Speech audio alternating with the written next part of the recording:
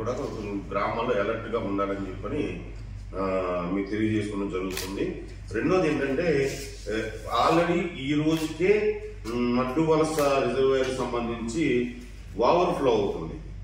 Already 10,000 క్యూసెక్లు out flow ఉంది. Inflow 5,000 ఉంటే 5,000 6,000 ఉంటే అవుట్ ఫ్లో 10,000 ఉంది. సో ఆల్రెడీ మడ్డు వలస మనం ఇంకా మిగతా తోటపల్లి కానీ తాడిపూడి కానీ కూడా నేను అనుకుంటూ 1 or 2 days లో వాటిలో కూడా వాటర్ ఫ్లో ఎక్కువయ్యే అవకాశం ఉంది. సో ఏమన్నా ఫ్లడ్ ఎఫెక్ట్స్ ఏమన్నా ఉంటే దాన్ని కూడా మనం చర్య తీసుకోవాలి. దాని నుంచి నేను ఉండడం జరిగింది. నేను ఆడే ముందు ఇరిగేషన్ వాళ్ళు కూడా ఉన్నారు లైన్ లో. ఒకసారి ఇరిగేషన్ వాళ్ళు సిచ్యువేషన్ చెప్తారు. దాన్ని బట్టి మన రెవెన్యూ వారు మాట్లాడుకుందాము. లేదా మడ్డు వలస చెప్పిన ముందు మడ్డు వలస రిజర్వాయర్ ఈ గారు ఎవరు కూర్చోండి. అట్లా కూర్చోయ్యా. ఏమైంది? కూర్చో. ఏమైంది? కూర్చో. అరే కూర్చో బాబా. పరిస్థితి ప్రస్తుతం మడ్డు వలస రిజర్వాయర్ది యాక్చువల్గా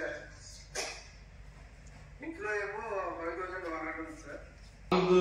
4:59 మీరు పెట్టిందేమో అవుట్ ఫ్లో 5,210 ఉంది. ఇన్ఫ్లో 4,200 ఉంది. కేవలం 5 గంటలు అంత అవుట్ ఫ్లో తగ్గిద్దా? 5,000 క్యూసెక్లు తగ్గిద్దా?